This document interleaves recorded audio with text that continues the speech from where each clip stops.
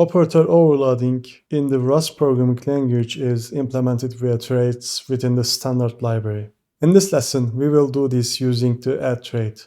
First, I will create a tuple struct named point and integrate the add trait.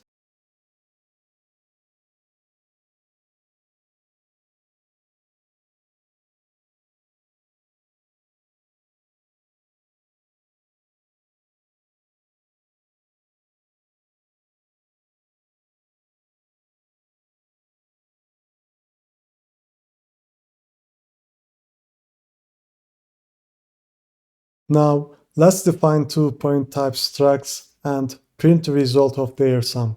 As a note, don't forget to add the debug trait to the point struct.